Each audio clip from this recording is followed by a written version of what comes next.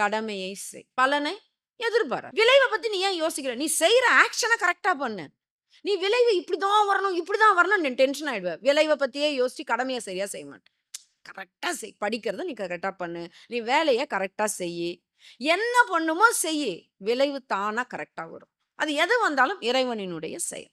ஓ! இப்படிதான் வரணும்னு நீ முடிவு பண்ணியிருக்கியா? நான் கரெக்ட்டா பண்றேன். ஆனா நான் என்ன பண்றேன்? பொண்ணு வேணும், உயர்வு வேணும், புகழ் வேணும், இதெல்லாம் வேணும், வேணும், வேணும் நான் ஆசைய நெனச்சுக்கிட்டே இருந்தா, கண்டிப்பா கஷ்டப்படுவோங்க.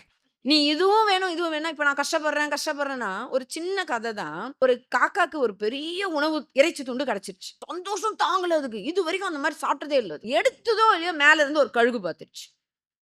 அது ஒரு சவுண்ட் குடுத்தது பாருங்க. எல்லா கழுகு கூட்டங்களும் அத பின்தொடருது. என்னென்னமோ தப்பிச்சு அது போக பாக்குது. கழுகுங்க விடுறா மாதிரி இல்ல. இப்போ காக்காக்கு உயிருக்கே ஆபத்து. பயங்கர டென்ஷனு. கொஞ்ச நேரத்துல இன்னும் கழுகு வந்து கொத்தி சாகடிக்க போதுன்னும்போது, அங்க இறைச்சி துண்டு அப்படி தூக்கி போடுது பாருங்க. கழுகு மொத்தம் என்ன பண்ணிடுச்சு?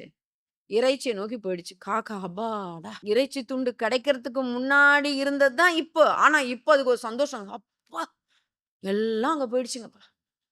ரொம்ப சின்ன கத தான்.